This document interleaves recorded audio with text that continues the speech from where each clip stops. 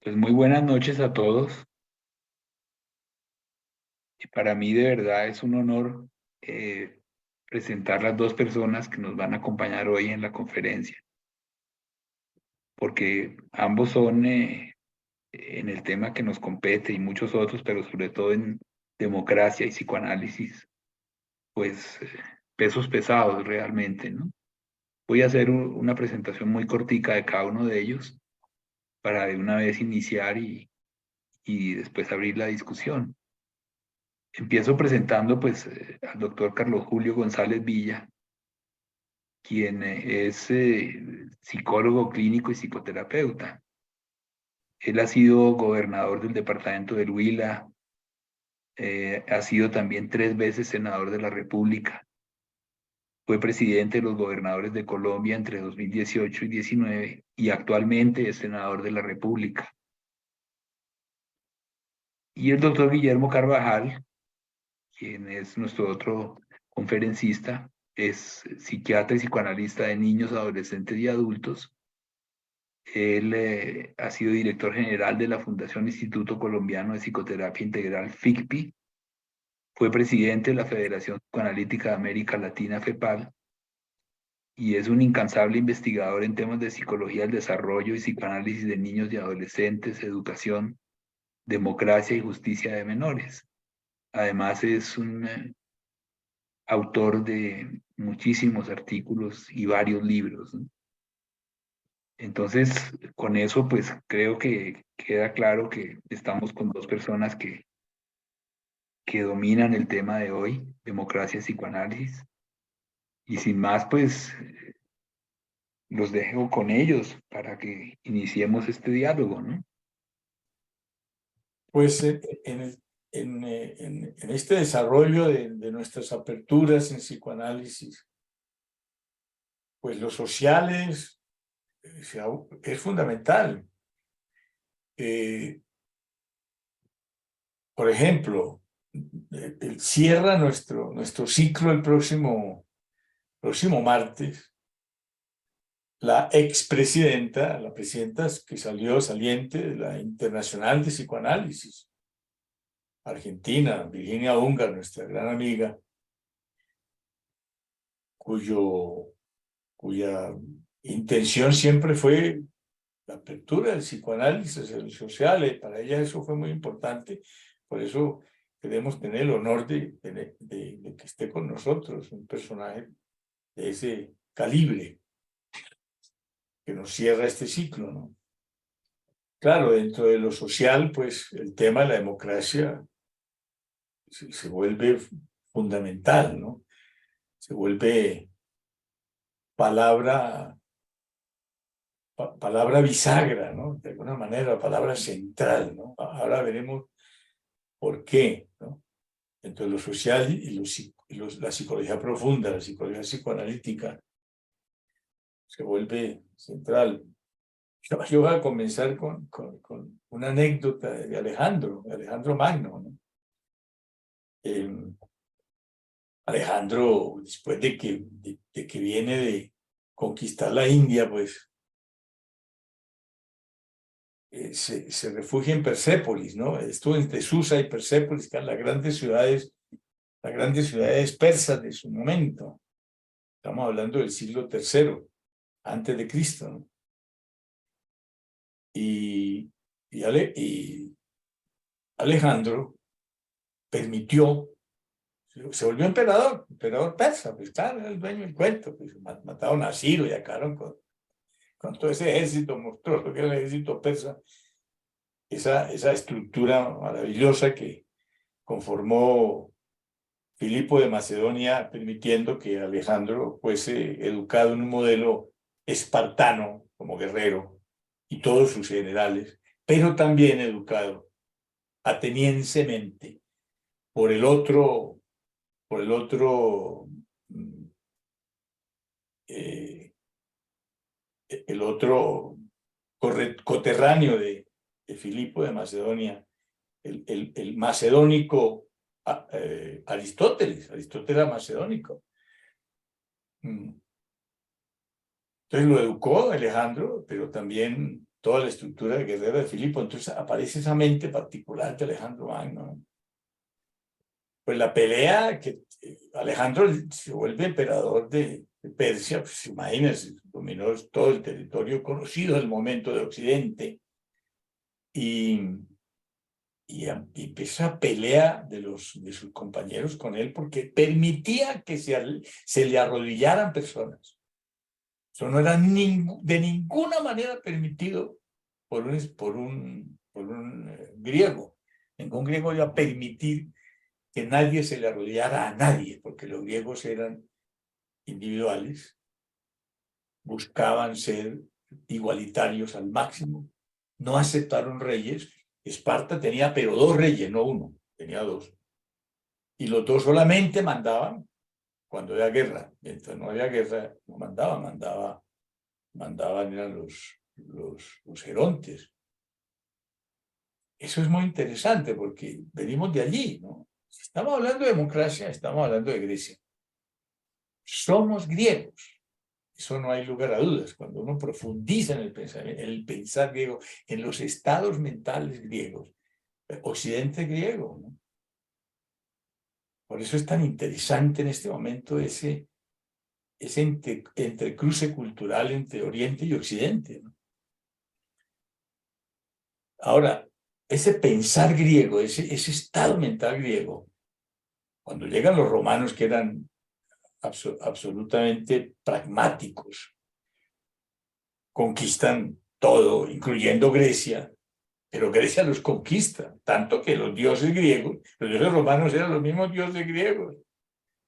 Y la gran pelea del Senado, doctor Carlo Julio, la gran pelea del Senado romano fue hacer república, o sea, repetir el modelo del modelo democrático griego, que era de alguna manera republicano, de alguna manera, en un sentido de la libertad y la independencia y de la ruptura de las absolutas jerarquías. Son estados mentales.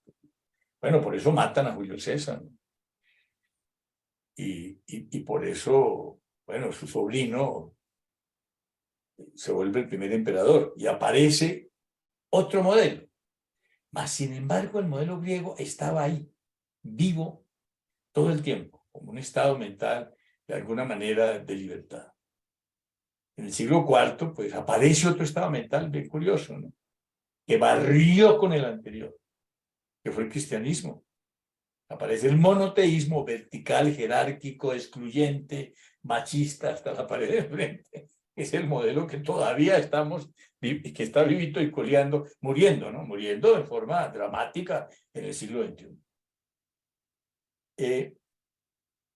Pero a ese modelo se enfrenta Grecia otra vez. La retoma del modelo griego en el siglo XV por la caída de Constantinopla y la venida de tanto sabio y tanto conocimiento y tanta obra griega que llega básicamente a Florencia, entre Venecia y Florencia, pero ante todo se ponen en Florencia y son los Medici los que le dan fuerza a ese modelo. Es el que permite que aparezcan personajes como Leonardo da Vinci, etcétera, y aparece el Renacimiento. Es la retoma del modelo griego con 2 posturas. Las 2 posturas son el antropocentrismo, es decir, lo importante es el hombre, y la segunda postura, la mirada curiosa a la naturaleza. Eso es absolutamente griego. Eso es lo que llamamos humanismo. Estas son las bases del humanismo que se arranca y se revienta en el siglo XVII con la Revolución Francesa y Americana. Aparece el modelo democrático americano, que es bien complejo, porque por un lado, pues tiene todas las bases de lo democrático en términos de la igualdad y en términos de la ruptura de las jerarquías, etcétera. Y aparece un nuevo estado mental, pero se acompaña del modelo económico calvinista de Jean Calvin. Es bien interesante, y es lo que hace el capitalismo y lo que en última instancia a lo Trump, ¿no? Que Trump es el calvinista puro, ¿no? Ese modelo capitalista extremo, ese modelo beligerantemente capitalista. Entonces se le monta al modelo griego de la democracia hacia el monte del capitalismo, y tenemos ese híbrido complejo, ¿no? Si la Revolución Francesa hubiera triunfado, si la Revolución Francesa fracasó, montó un emperador, fracasó, entonces se volvió otra vez vertical y jerárquica en lo político y en lo mental, y volvió a la aristocracia, etcétera, con Napoleón. Así no fuera Napoleón un noble. Si hubiera triunfado la Revolución Francesa, el modelo económico que tendríamos hubiera sido un modelo jesuítico. Era bien interesante el modelo económico. No era el modelo calvinista, que es eso. Bueno, pero ese no es el cuento de hoy. El cuento de hoy es la democracia, básicamente. Entonces, ya entrando más en democracia y uniéndolo con el psicoanálisis,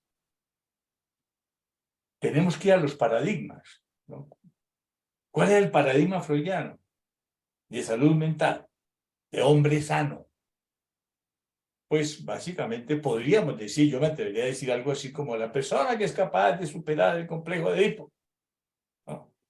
Capaz de tener una mente que lleva a la sublimación y sea creativo, eso en Freud, con un predominio enorme de lo individual, como estado mental y como funcionamiento social. Quien rompe eso, sin lugar a dudas, y genera a ese monismo freudiano, le plantea un dualismo, es Winnicott. Y ahí nos agarramos. Y yo quiero, Carlos Julio, pues que sigamos tomando la línea winnicottiana. Y voy a dejar ahí para darte la palabra a ti y seguir discutiendo. Claro que me gustaría un poquito hablar del paradigma. Winnicott, cuando Winnicott plantea otro ideal de adultez, digámoslo así, de madurez del ser humano, ¿no? No adultez, ¿no? Porque un niño puede ser maduro y un adulto puede ser un niño, ¿no? Desde el punto de vista psicoanalítico, ¿no? Entonces, desde el punto de vista de la madurez, Winnicott plantea que eso se logra teniendo una madre suficientemente buena. ¿Y eso qué significa? Eso es bien interesante, ¿no? Primero, una madre, por ejemplo, que permite el desarrollo del auténtico self, del self verdadero. Y por lo tanto, una madre amorosa, es decir, que ponga al niño primero que ella y goce poniéndolo primero que ella, reconociéndolo como un otro absoluto, etcétera, ¿no? Y ahí aparece, entonces, un ambiente, no solamente una madre, sino posteriormente un ambiente suficientemente bueno. Y ese ambiente suficientemente bueno, con esos seres maduros que ha formado, ese ambiente suficientemente bueno, generaría una masa crítica, dice Winnicott. No es la palabra exacta que él utiliza, pero el concepto es el mismo. Una masa crítica que generaría inevitablemente democracia. Porque él dice que la democracia es un proceso evolutivo del ser humano, evolutivo cultural del ser humano, y que es inevitable que el ser humano llegue a la democracia. Winnicott era un gran defensor de la democracia y es el primer analista que habla de democracia. Después, montados en esa base dualista que plantea, porque el conflicto en Freud es un conflicto interno e intrapsíquico. El conflicto en Winnicott también es intrapsíquico, pero deveniente de la interrelación del ambiente con el bebé, el ambiente con el ser humano, y de ahí para arriba. Entonces, él pone lo social y lo cultural, que es lo que estamos rescatando, por ejemplo, nosotros fuertemente en Aperturas. Pone lo cultural como parte de la construcción mental. Y el conflicto, en última instancia, es el resultado de la alteración de esa relación con el ambiente, es decir, el vínculo. Para Winnicott, el conflicto era más en lo vincular que en lo instintivo, sin rechazar lo instintivo, ni mucho menos. Es un paso adelante del psicoanálisis, lo que plantea Winnicott. Por eso Winnicott se vuelve hoy el psicoanalista más buscado, más nombrado, más citado en psicoanálisis ha sido Winnicott. Ahora, para terminar mi primer comentario, pues yo quería traer un poco el paradigma, ¿no? Cuando hablamos de madurez, ¿de qué estamos hablando? ¿No? Que es una cosa bien interesante, ¿no? Lo primero, estamos hablando de individualidad. una individualidad acérrima, pero una individualidad con un respeto por el otro, con la existencia del otro y por lo tanto un nivel muy alto de igualdad. Por lo tanto, la igualdad aparece inevitablemente en ese paradigma. Obviamente es un ser humano independiente, completo, ¿no? Con una sensación de completud, con una buena autoestima y una actitud de dignidad, generoso, respetuoso, solidario, eh, como de los elementos, digamos, más importantes y centrales dentro de ese desarrollo. También le podemos agregar, pues podemos agregar otras cosas más, ¿no? Dentro de esa madurez humana. Y ese ser humano maduro termina siendo el mismo ser que encontraríamos nosotros en la democracia. De alguna manera, ese paradigma ideal de que estamos hablando, ¿no?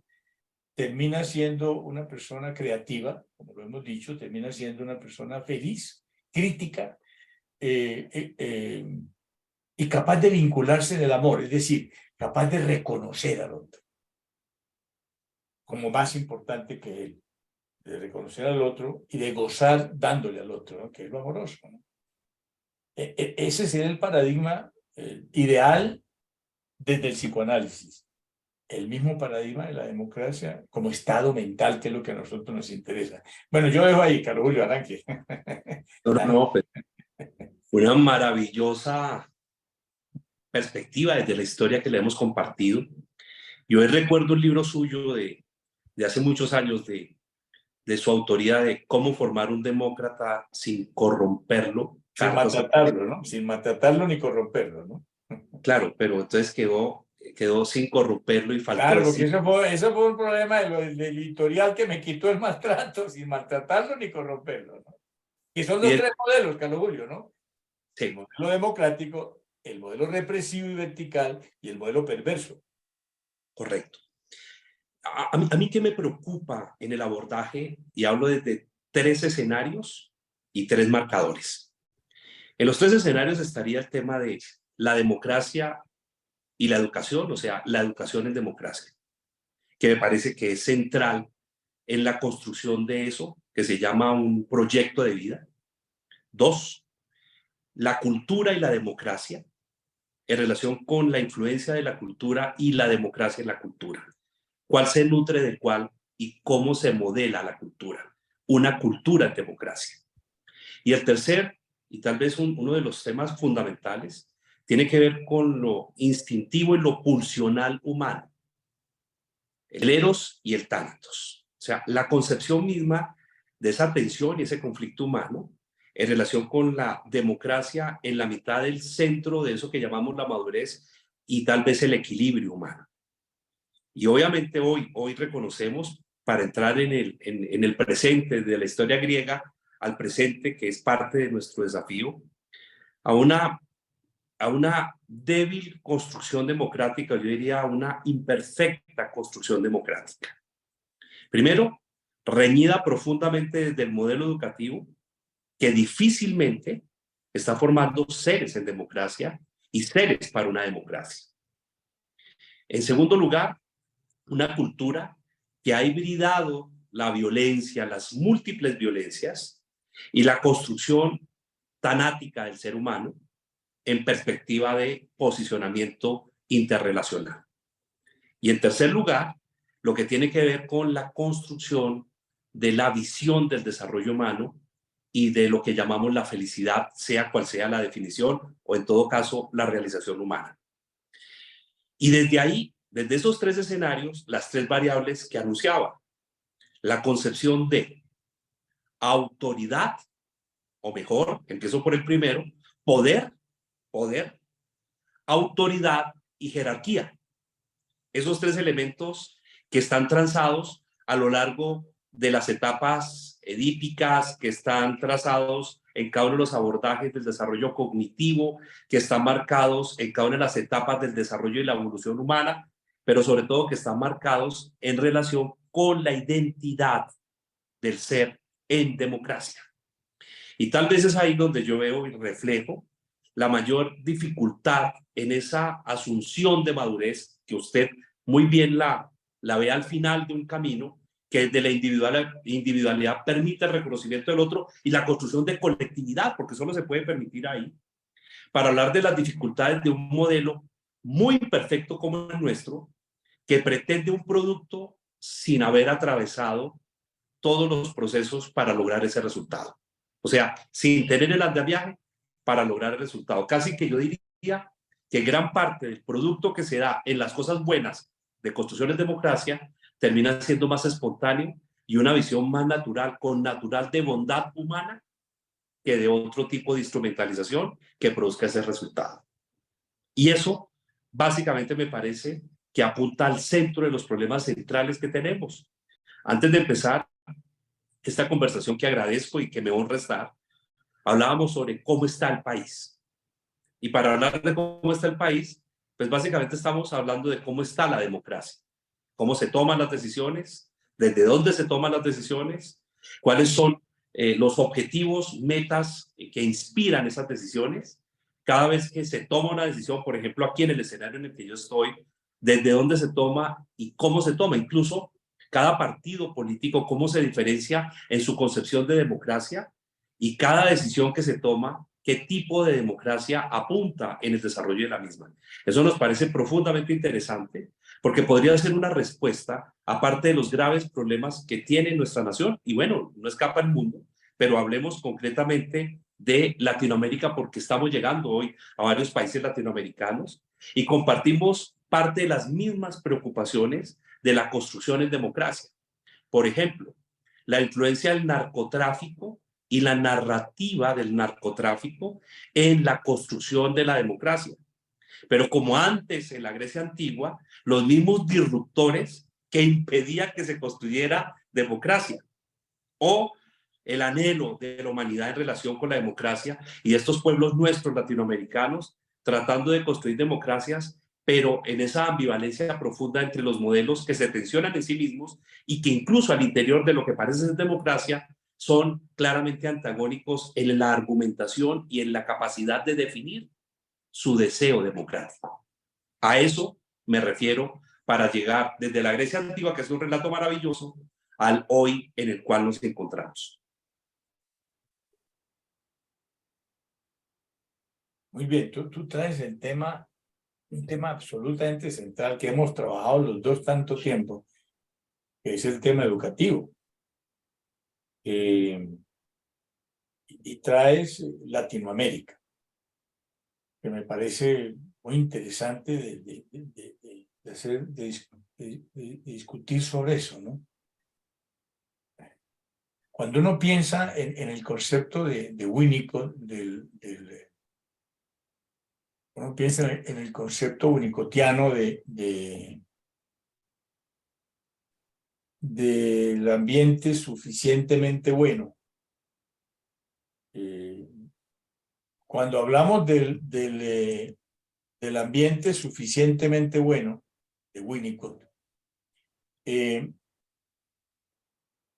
piensa uno que para ese ambiente suficientemente bueno hay un mínimo de condiciones de orden socioeconómico, por decirlo de alguna manera, ¿no?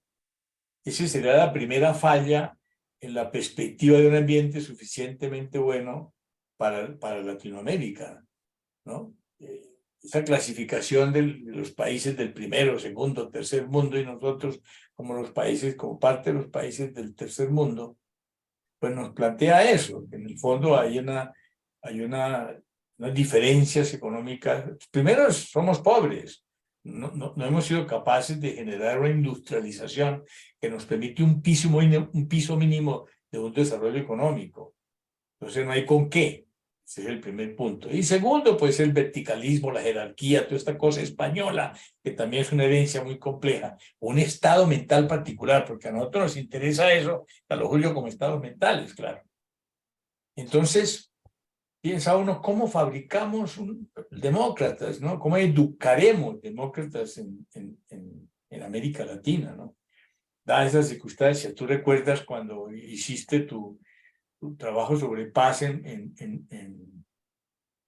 Huila, en el Huila, cuando era el gobernador, que hiciste ese seminario para la paz, ese encuentro para la paz que fue tan interesante, que yo llevé una conferencia, cuando tú me invitaste, mi conferencia se llamó Niños para la Guerra o Niños para la Paz. Y entonces yo traje, volvemos a Grecia, traía los dos modelos, cómo se formaba un guerrero en Esparta y cómo se formaba un guerrero en Atenas. Y resulta que la conclusión era que podíamos decir que éramos un poco atenienses en cierta clase social en Colombia, pero si nos íbamos a Bogotá, hacia el sur, nos encontramos con un modelo guerrero. Los niños eran formados como se formaban los niños espartanos, ¿no? Deprivados, maltratados, abusados sexualmente, etcétera, etcétera. Entonces, ¿cuál paz y cuál democracia si estamos formando guerreros? Ahí hay un problema complicado en el problema educativo, y tú pusiste el dedo en la llaga en la educación, porque no es posible, eso ya, si no es posible que la escuela no entienda que se murió, que la escuela de hace 250 años está muerta, que fue maravillosa para mí, porque esa escuela fue, claro, el único sitio del conocimiento, amén de todos los valores que planteaba, incluyendo las jerarquías, el verticalismo, la obediencia, etcétera, porque estábamos en un modelo represivo. Esa escuela para mí funcionó, pero no puede funcionar para niños de la posmodernidad. Y lo que se nos viene es mucho más complejo, porque estamos ante una nueva cultura. Harari dice, ¿soportará esta nueva cultura la democracia o la liquidará definitivamente, ¿no? ¿La democracia no estará en peligro con la nueva cultura, con la cultura posmoderna? Y eso es una pregunta bien compleja. Le seguimos jugando a la democracia como sistema político y como estado mental. Y le pedimos a la escuela que se pellizque. Está muerta y cree que está viva y sigue ahí. Una escuela de 250 años. Eso no puede seguir siendo así. Entonces, ¿cómo, mi querido senador, hacemos para que el país pueda, primero, educar en democracia, segundo, y tercero, subir los niveles suficientes de lo socioeconómico para que haya un piso para darse un ambiente suficientemente bueno, como diría Winnicott, para que se desarrolle la inevitable democracia? Claro, y el problema es el tipo de educación que hoy tenemos para construir qué tipo de ciudadanos, para qué tipo de sociedad, en qué tipo de cultura. Esa es la pregunta fundamental. Y desde ahí creo que los dos reconocemos, y ahí no hay discusión, que tenemos un modelo educativo en crisis, un modelo educativo que no entusiasma, que no atrapa, que no seduce, que no emociona, que no apasiona. Y dos, que replica fórmulas que no construyen libertad humana. Y lo más grave, que no desarrollan ni la creatividad humana y mucho menos desarrollan el gusto mismo por la vida, por el hecho del vivir. Y creo que hemos operacionalizado de tal manera la educación que la hemos llevado a un campo muy complejo, y es el campo de la instrumentalización del empleo. O sea, es una educación para el empleo, no es una educación para la vida. Y al ser una educación para el empleo, lo que básicamente estamos replicando un modelo casi que yo diría preindustrial y pereindustrial. Así es. Y, de acuerdo, o sea, es una educación del siglo XVIII-XIX, en el siglo XXI, donde han surgido las inteligencias múltiples, la inteligencia artificial, el desarrollo de la ciencia, la tecnología, la innovación, el nuevo desarrollo de los paradigmas de la comunicación humana, de la virtualidad, de todo lo que está generándose, pero también amparado en algo que a mí me llama poderosamente la atención: la crisis de la sociedad en democracia con una educación incapaz de formular un proyecto de Estado, de ciudadano, de ciudadanía. Y usted lo ve en su consultorio, y yo hasta antes de ingresar a este nuevo escenario en el cual estoy, también lo veía. El consumo de sustancias psicoactivas, los embarazos tempranos en adolescentes, ojo, deseados, no todos no deseados, por razones relacionadas incluso con la pobreza y la marginalidad, o el reconocimiento y el ser una cifra que reconozca el Estado de alguna manera. una madre y su hijo. Los temas relacionados con las diversas violencias, sobre todo las violencias que se ven al interior de la escolaridad, como el bullying, el ciberbullying, el matoneo escolar, todo ello, y un replicar de una narrativa que nos está llevando a una instrumentalización, y yo acepto lo que usted dice, que es doloroso aceptarlo, niños para la guerra, niños formados para la guerra. Parte de formar niños para la guerra en Esparta era deshumanizarlos y negar al otro, porque para agredir al otro, eso lo sabemos desde el psicoanálisis, hay que negarlo. Y básicamente hemos notado esa negación del otro y de la otredad en relación con, además, una muy precaria formación del self y del yo, que se ha instrumentalizado en la debilidad misma del tránsito alrededor de los diversos estados mentales que no terminan de cuajarse y no terminan de materializarse, ni en la familia, ni en la escuela, ni en la sociedad. Por eso, la precariedad de la familia en dar ese self y nutrir ese self amoroso, complicadísimo en esta sociedad de la soledad. Y si nos está viendo Miguel de Subiría hoy, pues compartirá que una de las pandemias más graves hoy en la juventud y en la niñez se llama la soledad. La soledad.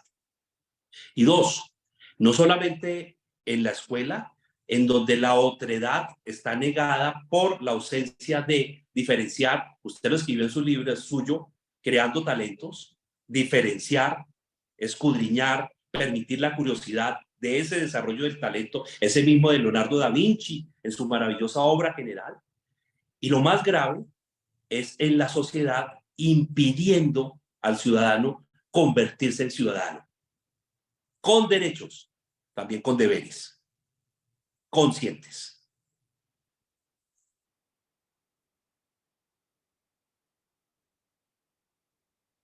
Sí, la pregunta una de las preguntas que nos hemos hecho es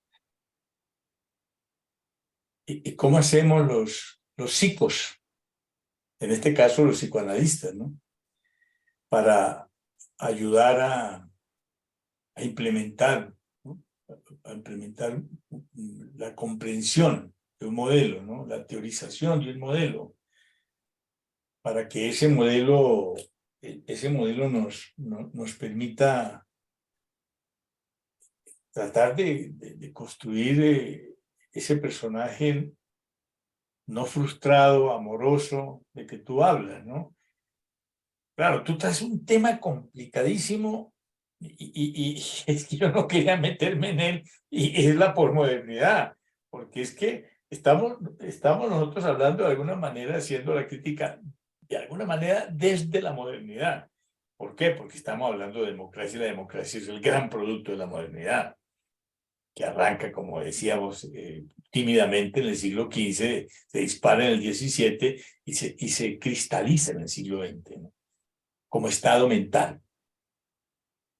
Un poco pervertido, yo diría, pervertido por el calvinismo, y entonces, pero es el que nos tocó. El que comandó el cuento fue los Estados Unidos, con ese modelo calvinista tan fuerte. Cuyo centro es el dinero y la importancia del dinero para salvarse, ¿no? Como decía Calvino, ¿no? Los ricos están salvados desde toda eternidad, los pobres condenados desde toda la eternidad. Eso cambió el paradigma en forma absoluta, que la iglesia cristiana decía lo contrario. Entonces, el tema está en que ahí estamos en la modernidad, pero es que se nos vino la posmodernidad. Se nos vino un nuevo ser humano. Cuando tú hablabas de la escuela dañina, porque no lo dijiste así, pero se interpreta así, la escuela está haciendo daño, está haciendo mucho daño. Ante todo está aburriendo, está impidiendo la creatividad, está aburriendo e impidiendo la creatividad, nada menos que eso. Está quitando la pasión y está saboteando la creatividad. Esa escuela que para nosotros fue maravillosa está haciendo un daño espantoso. Hay que mirar cómo desde el Senado se puede cambiar eso, claro. Eso como primera medida. Pero el otro tema que me preocupa es el de la tristeza, tú hablaste, ¿no? El de esa desilusión, es el sentido de no vivir. Que tú ponías como al final del túnel, lo más importante, al fin de cuentas, de esa educación amorosa, sería el que el ser humano tuviese un sentido de vida, ¿no? ¿Qué pasa con la pérdida del sentido de vivir, esa depresión tan enorme que estamos viendo, esa escalada suicida tan grande que se está viendo en este momento en la humanidad, ¿no? ¿Qué pasa ahí, no? Yo lo que he visto en ese libro que no quiero escribir, que no lo quiero escribir, son los padres sin hijos, desesperados con unos seres humanos que no se esperaban que aparecieran unos marcianos, como dice Pacho, que ya unos marcianos en la casa, y unos hijos sin padres, porque no los entienden, no los comprenden, no hablan su lenguaje. Y ahí me parece que se rompe la contención, hablando en el lenguaje winnicottiano, básica para que haya felicidad, para que haya alegría, para que haya sentido de vivir. Yo creo que ese divorcio tan brutal que estamos viendo entre la modernidad y la posmodernidad está generando, es la fuente de esa frustración tan grande, profunda, primaria, porque es es el bebé que quiere ser contenido y no es contenido, que está produciendo para mí uno de los elementos más importantes de lo depresivo en este momento, ¿no? Y sigo haciéndome la pregunta de Harari, ¿no? Del historiador, ¿no? Sigo haciéndome la pregunta, ¿no? Si podrá el Estado mental democrático ir más allá del siglo XX, ¿sí? ¿Podrá este siglo sostener el Estado mental democrático como sistema político y obviamente como Estado mental, ¿no? Y siente uno que de alguna manera, y es lo que predicen, ¿no? De alguna forma, los que manejarían la gran tecnología se vuelven los del Soma de Aldous Huxley. Entonces, el mundo feliz de Huxley parece ser la realidad que se viniera. Voilà. Eso sería un poco lo que Harari plantea, ¿no? ¿No? Yo lo interpreto, ¿no? Yo lo estoy reinterpretando, ¿no? Son mis palabras. Ese es el libro que no quiero escribir. Pero que va a tocar escribirlo. Y va a tocar escribirlo porque hay que condensar toda esa experiencia acumulada, no solamente desde la psiquiatría y la psiquiatría juvenil, desde las familias y desde la educación. Porque el reto que me está colocando es qué hacemos, por ejemplo, quienes legislamos. Y claro que tenemos un reto enorme. Y ese reto enorme tiene en mi concepto, tres desafíos que tenemos que abordar.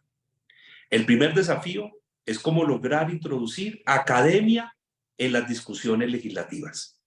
O sea, cómo la academia se acerca a lo legislativo y dejamos esa desconfianza enorme que ha habido siempre entre academia y política, en donde el político en la academia es sospechoso de ser ignorante, fatuo, fácil, oportunista, mal formado, y en la política el académico es inane, romántico e inútil para producir los resultados. Entonces ahí tenemos un primer desafío, cómo articular academia en el desarrollo precisamente de las decisiones legislativas y el argumento legislativo, o sea, de leyes, discusiones, debates y de lo que aquí se hace. Ese me parece que es un desafío enorme.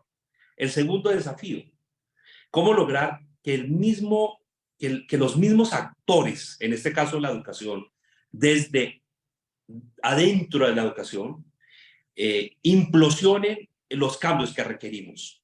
Y cuando ya hablo con rectores, con maestros, con padres de familia, con muchísimos jóvenes, uno encuentra que existe hoy una oportunidad para repensar la educación que estamos teniendo. De hecho, el Home School, modalidades nuevas de educación, la educación virtual, nuevas carreras que han desbordado las clásicas que ya conocíamos y las carreras típicas de escogencia, las orientaciones profesionales que de todas cosas muchos psicólogos daban y dábamos.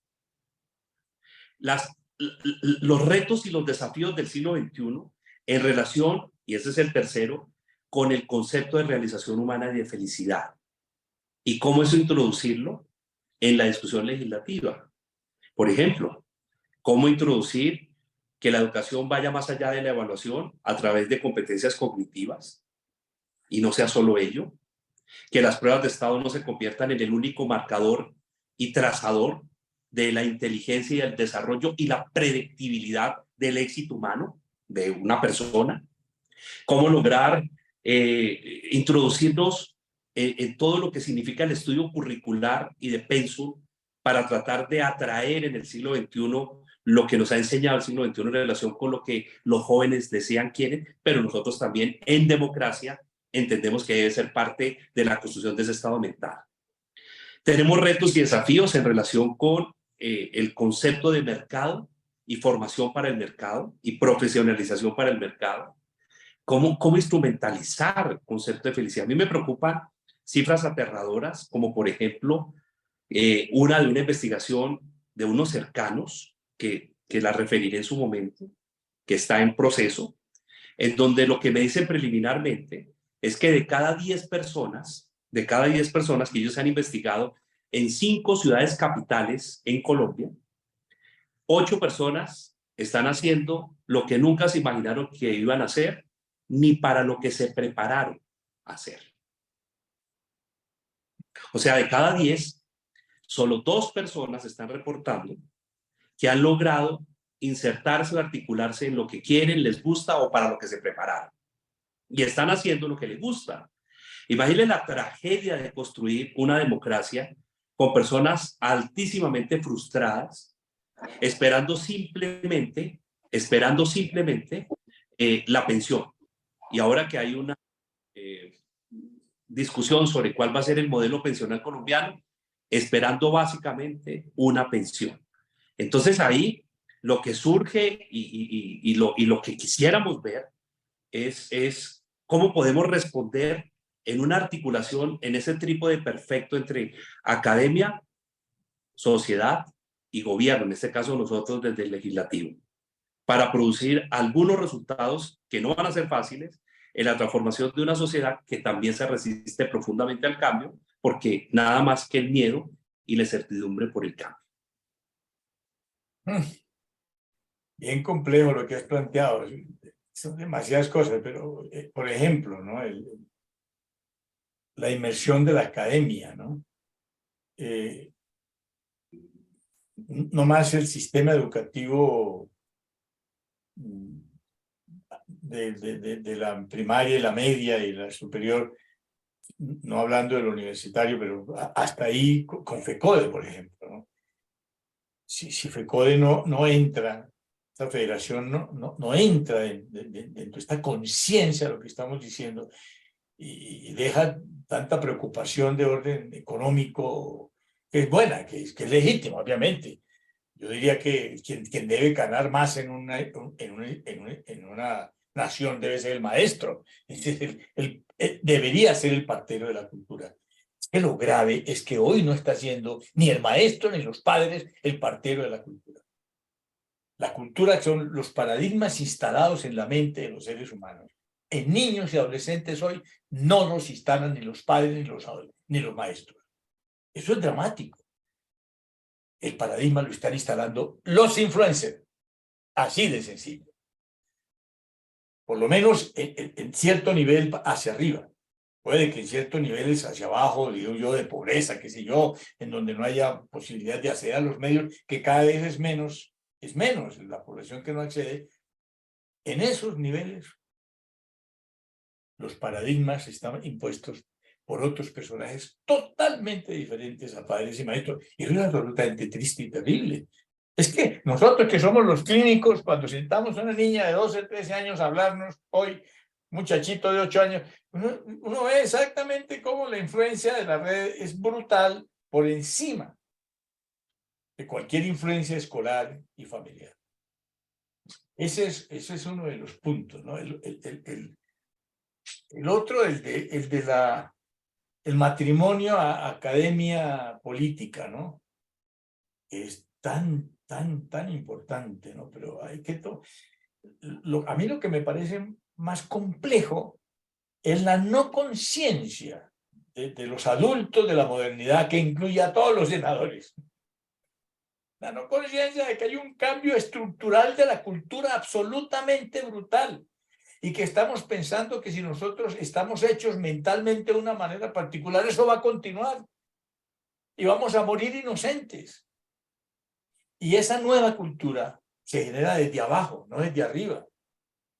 No son los adultos los que la hacen y lo logran digerir para que la manejen los niños y los adolescentes y los hombres del futuro, sino que son otros los que están formando a esas generaciones. ¿Y hasta dónde las están formando? Hoy sabemos muy claramente, digamos,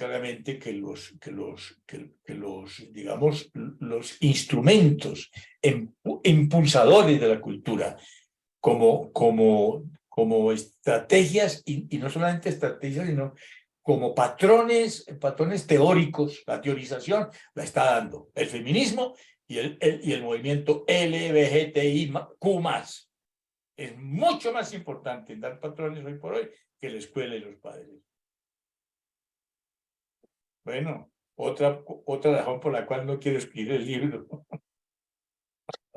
Y son los retos, y son esos precisamente los retos y los desafíos que tenemos, y por eso la importancia de este conversatorio, de la apertura de psicoanálisis, de esta oportunidad de compartir y de generar sinergias y ampliar el círculo de reflexión y de acción, porque toca pasar desde la reflexión a la acción. Y yo quisiera tocar en este último capítulo de nuestro conversatorio el día de hoy, democracia y trastornos comportamentales. Y al entrar en ello, obviamente nos metemos en el tercer capítulo de un desafío enorme, en relación sobre todo con lo que está pasando en nuestros jóvenes, y hablo nuevamente desde el centro del modelo educativo, en relación con los trastornos. Usted ya mencionó la ideación suicida, el suicidio, la depresión infanto-juvenil, cada vez más prematurizada. Cuando yo fui su alumno, era inusual encontrar ideación suicida, inusual, en un niño de 6, 7 años. Eso era inusual. Incluso la depresión infantil era un tema que era muy marginal. Hoy hablamos de ideación suicida, de gesto suicida, de suicidio, y hablamos además de depresión infanto-juvenil. Y en eso de la democracia y desde la educación, la generación de toda una cantidad de nosología y de crisis alrededor del desarrollo del comportamiento humano, pues está lo que a mí me preocupa mucho, y es el bloqueo del estado de la realización humana en relación con la democracia. O qué explica la ansiedad, la depresión o tantos trastornos que están viviendo nuestros jóvenes, o sea, en democracia.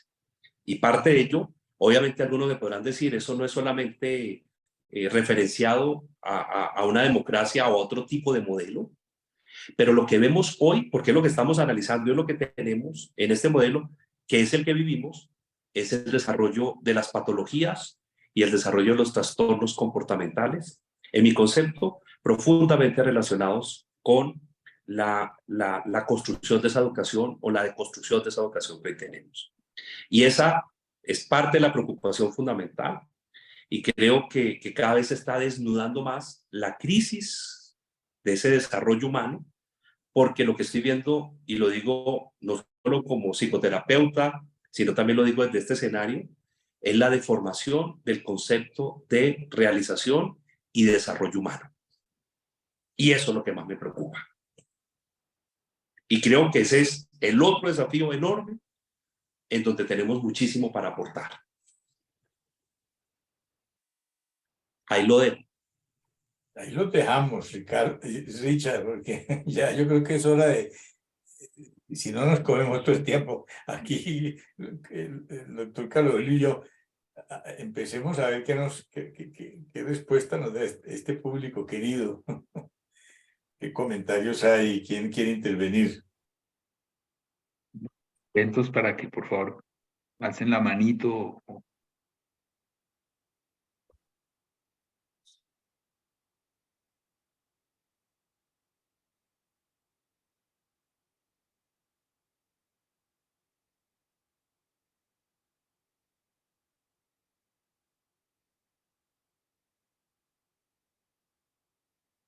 A ti, mi público. Acuérdate que Arranquen. hay solo hay opciones. O queremos más preguntas y confusión, o aburrimos el auditorio. No, el doctor Javier Bedoya ya se animó y el doctor Guillermo Astudillo también. Javier, por favor, adelante. Buenas noches. Me disculpo que no me funciona la cámara. Muchas gracias al doctor González, al doctor Carvajal por esta exposición. Me surge una pregunta sencilla, rápida, sobre algo reciente como es la posibilidad del cierre de varias carreras en la Universidad Distrital por escasez de estudiantes. Y entre esas carreras hay carreras tecnológicas, también de educación, de ciencias. ¿Cómo ven ustedes? ¿Qué opinan al respecto? Doctor Carolio. Pues esa es parte de la transición que hace radiografía de la crisis del modelo educativo y del modelo de educación no superior. O sea, yo pienso que es una línea que parte hoy en día de los problemas vocacionales relacionados con las nuevas oportunidades de formación que tienen los jóvenes de hoy. De hecho, usted lo mencionó, muchos se vuelven influencers y para hacerlo no necesitan mayor formación. Y monetizan porque monetizan la actividad y se vuelven paradójicamente ejemplos de éxito, muchos. Algunos lo hacen desde el punto de vista constructivo y sin duda alguna tienen efectos muy interesantes sobre la propia sociedad, par de ellos, los jóvenes, pero otros definitivamente sobre lo banal, sobre lo superfluo, sobre todos esos valores complejos que se están construyendo como sociedad. Entre otras cosas, desde el uso de la palabra, desde las creencias que se están empoderando, desde las imágenes y desde unas imágenes muy psicodélicas de una sociedad muy compleja como es esta sociedad de la posmodernidad. Incluso en los ritmos, en los tiempos, en los espacios y en la forma como se acopla eso que podríamos llamar esa sincronía entre tiempo y espacio en la nueva forma de ver la vida. O sea que esto tiene una enorme complejidad. Y obviamente muchos jóvenes hoy están viendo de manera muy diferente. Yo no sé si eso sea bueno o malo. Nosotros teníamos una meta, fijábamos un destino y un derrotero que muchas veces era fijado por los mismos padres, era la herencia familiar, y por eso los apellidos de muchos de nosotros son apellidos que expresan no la proveniencia geográfica de dónde venimos, la mayoría de la antigua y vieja Europa, sino reflejan los artes y los oficios que tenían nuestros antepasados. Y los apellidos tienen que ver con esos artes y esos oficios, y que eran la continuación de las herencias de los aprendizajes, la mayoría artesanales. Hoy hay un cambio enorme.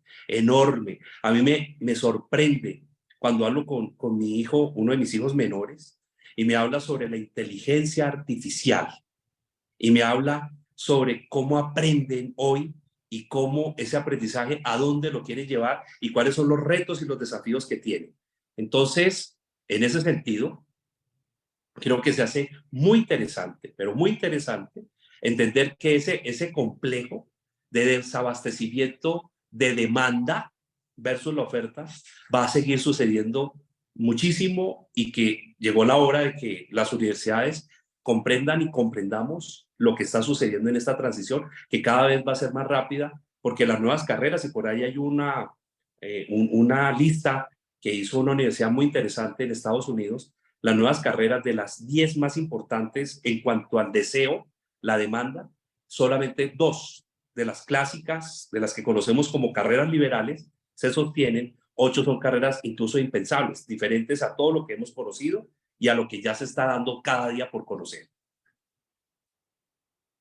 Yo agregaría algo que tiene que ver con algo que también tú dijiste, Carlos Julio, y es el aburrimiento, el academicismo, el academicismo no, el enciclopedismo de la escuela y el no querer la escuela entender que lo más importante que puede hacer en el bachillerato y en la primaria también para preparar esto sería generar talentos, gente talentosa, es decir, gente apasionada sobre un tema específico, para que tenga identidad y oficio. que es lo que proponemos nosotros en lo que hemos escrito. La escuela castra la identidad de oficio. La escuela clásica actual castra la identidad de oficio. No permite que la persona se meta en el tema que le importa durante 6 años y sepa para dónde ir. En ese momento, las universidades podrán recibir la gente definida en lo que quiere realmente y no esa cosa espantosa de terminar un bachillerato sin saber para dónde agarrar porque no sabe ni siquiera quiénes son, ni cuáles son sus potencias, y que se ha castrado muchas de las habilidades y potencialidades que puede tener la persona. Me parece que parte de ese problema que está viviendo la universidad hoy, también, amén de lo que tú has dicho, es la apatía identitaria, el no tener una identidad de oficio claramente definida y no saber para dónde ir la gente joven. Y don Guillermo Astudillo. Hola, muy buenas noches, respetables todos. En el marco de esto que llamamos el marco democrático, el psicoanálisis, ¿qué postura puede tener alrededor de la libre expresión, que está siendo un tema de bastante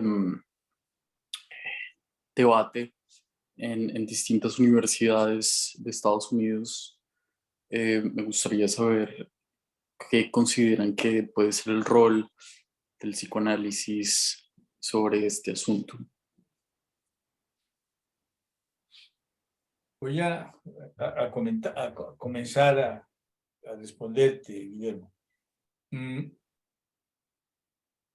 Sí, para el psicoanálisis en general, desde Freud, lo individual en general marcó una importancia muy grande para Winnicott, ni hablar, y para los desarrollos posteriores de los que llamamos en psicoanálisis las posturas objetalistas, los modelos objetalistas, pues ese individualismo tomó una enorme importancia. Y ese individualismo está basado en la libertad y la libertad de expresión. Ahora, la libertad de expresión en este momento es una cosa muy compleja, porque tiene la instrumentación que nunca tuvo. Y se presta entonces a muchas cosas. Se presta a la posverdad, se presta a la confusión, se presta a la Torre de Babel, y ahí hay toda una cosa bien compleja que yo siento que la gente joven está aprendiendo a manejar, aprendiendo a saber digerir. Por eso, entre más pudiéramos permitir un pensamiento crítico, verdaderamente, que es parte del problema, porque por un lado la educación debería generar potencialidades desarrolladas al máximo para generar identidad y oficio, pero por otro lado también habrá postulados básicos en cuanto se refiere a la capacidad crítica del pensamiento, desarrollar pensamiento crítico y obviamente pensamiento creativo. Entonces, y uno ve que de alguna manera ese pensamiento crítico tiene que desarrollarse y se está desarrollando. El pensamiento crítico lleva a no comer entero, decirlo de manera muy sencilla, y por el otro lado a digerir, ¿no? A saber digerir y no apasionarse, no jugar a la pasión. Entonces, eso haría posible la libertad de expresión máxima sin que sea Torre de Babel y haga daño, porque de alguna manera, bien por el hecho de que puede ser confusionante y entonces mejor limitarla, o por el hecho del conservatismo y de los apasionamientos de creencias, entonces mejor reprimirla, ¿no? Quitaríamos esas posibles zancadillas a la libertad de expresión, que es algo definitivamente central en la democracia. Yo no sé, Carlos Julio. No, claro, y lo complemento. La gran discusión hoy, sobre todo, por ejemplo, en materia de alcance de las decisiones de la Corte Constitucional, y las implicaciones que eso está teniendo sobre el modelo educativo y en sí sobre la democracia, está en relación con temas como, por ejemplo, el libre desarrollo de la personalidad o el derecho a la intimidad. Y obviamente la libre expresión se convierte en un sinónimo de Estado en democracia. Es parte, digámoslo, de la construcción que le da madurez y reconocimiento también al otro desde la configuración del propio self.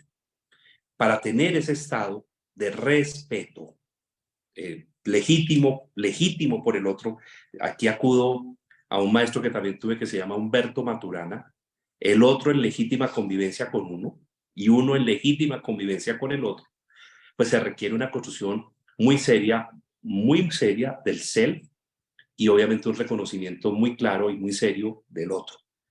Porque la libre opinión, la libre información, la libre expresión y el desarrollo libre de la personalidad o el desarrollo, como lo ha planteado incluso en Colombia, la Corte Constitucional, está profundamente relacionada con las bases mismas de la construcción en democracia y del Estado mental en democracia. Otra cosa es que el modelo educativo, familiar, escolar y social lo implemente y lo accione, asunto que yo dudo realmente. Tanto así que si uno ve, por ejemplo, las múltiples violencias, sobre todo la escolar, vuelvo a la escolaridad, donde uno ve reflejado el mapa del desarrollo de la vida, ahí en la escolaridad observa uno las inmensas dificultades tanto para la expresión propia, en libertad, como para la aceptación y la tolerancia a la diferencia que se presenta en la opinión. Parte de los grandes problemas, por ejemplo, que se da en el debate público en este país, aquí en este escenario en donde yo estoy, está en relación con la dificultad para apropiar la argumentación y defender la dialéctica como punto central de la discusión que defiende mi posición y acepta la posición del otro sin que entremos en estado de violencia o de descalificación o lo peor, de negación, que también es otro de los estados que se ve permanentemente.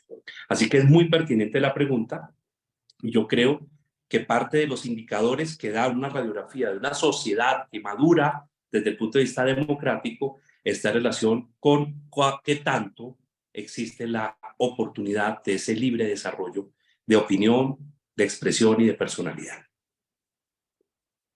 Muchas gracias. Gracias por la respuesta. Muy bien.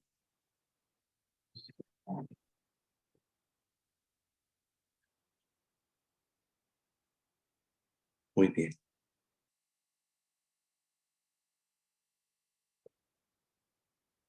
No sé si hay algo más.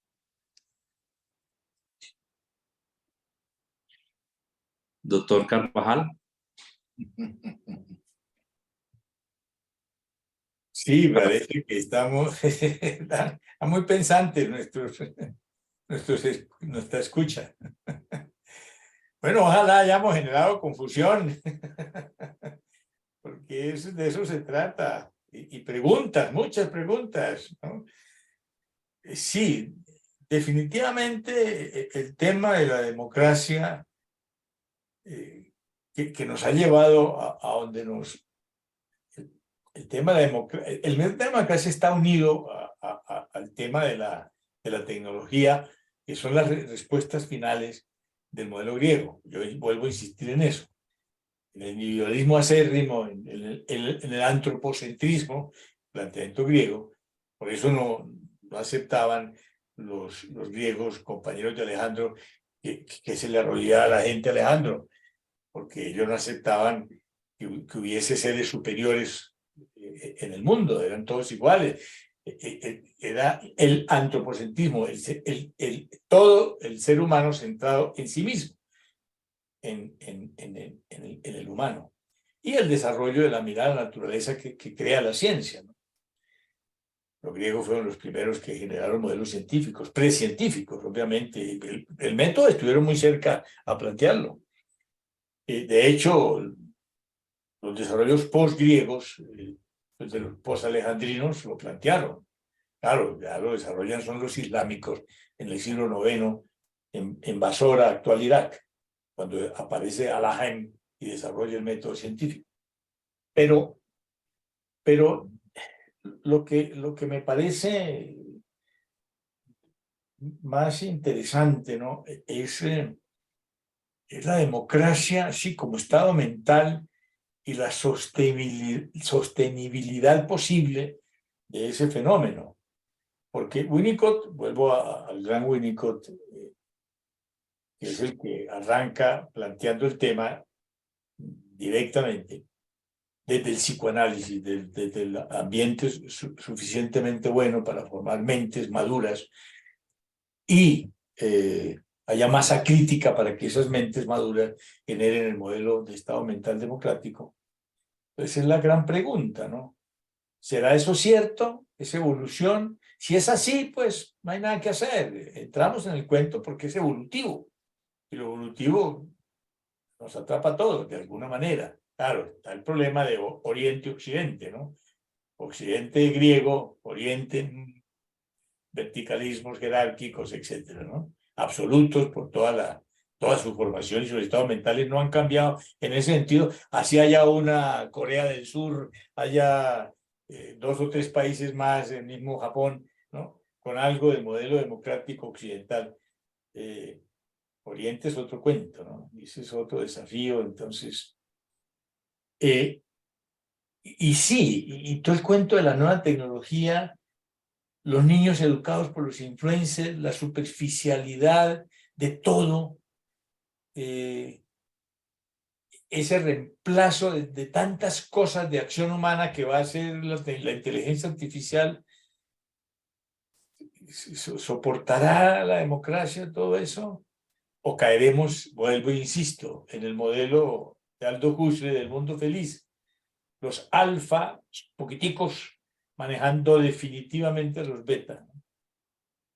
Y los beta idiotas, los beta esclavos idiotas útiles, con el soma, ¿no?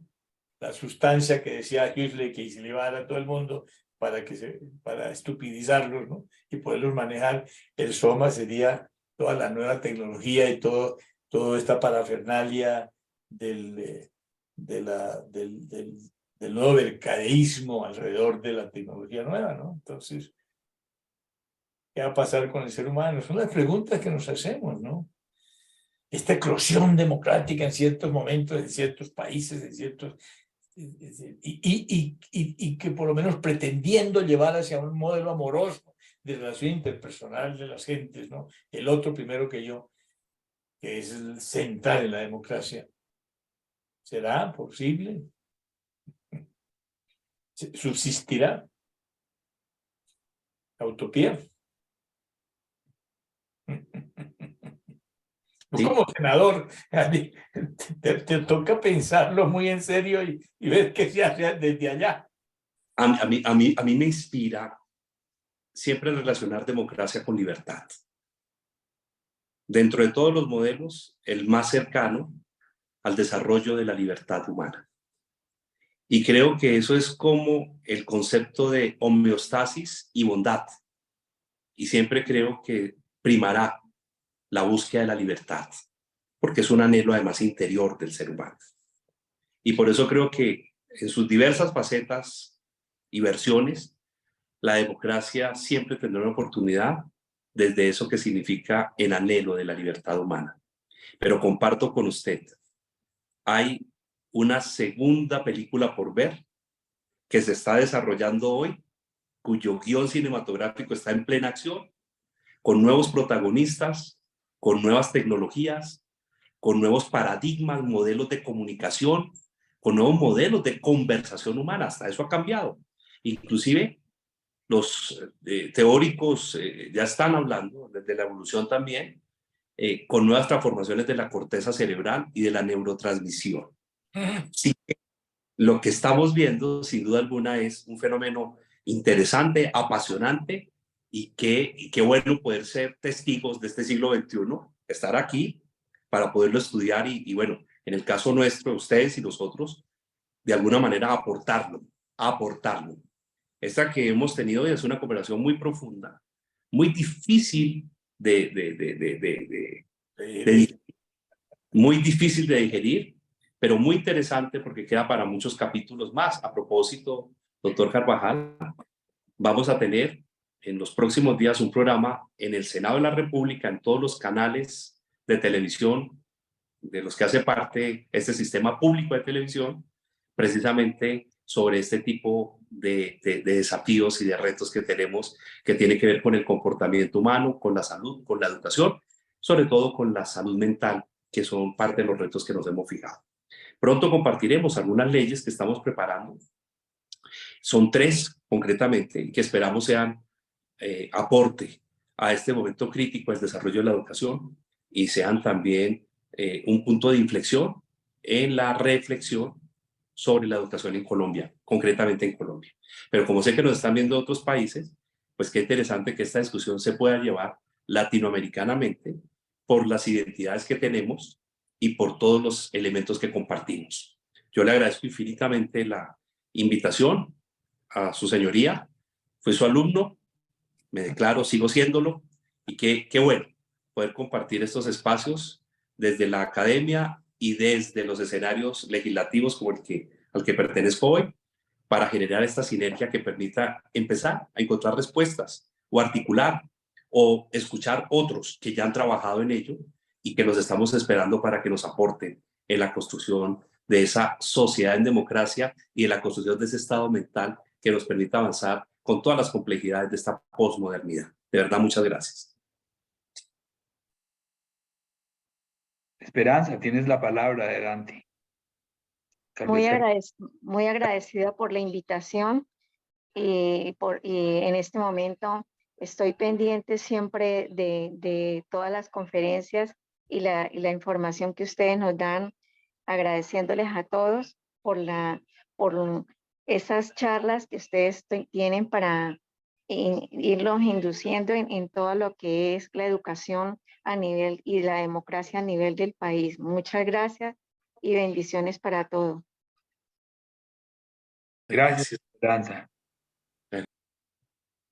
Bueno, creo que hemos llegado a nuestra hora oficial, 8:30. De la hora. Así es. ¿Quieres cerrar, Ricardo? Doctor Julio, inmensamente agradecido en nombre de todos por sacar su tiempo, por los aportes, por permitirnos desde este grupo independiente de aperturas acercarnos a una persona que, pues por su profesión es muy afín a nosotros, pero que está en un ámbito que para muchos de nosotros es desconocido y como extraño, pero muy interesante, ¿no? Y el doctor Carvajal, pues también mil gracias, que él hace parte del grupo de aperturas. Y a todos los asistentes, pues reiterar nuestras invitaciones para los martes a las 7 de la noche. Muchas gracias a todos. Qué bueno ver. Importante recordar que la próxima reunión la cierra la expresidenta de la Internacional de Psicoanálisis sobre el tema de los sociales psicoanálisis, el próximo martes. Muy bien. Muchas gracias por la invitación. Qué bueno verlo y verlos. Bueno, muchas gracias por la asistencia. Gracias a todos por la asistencia y la participación. Muchas gracias. Una feliz noche para todos. Muchas gracias.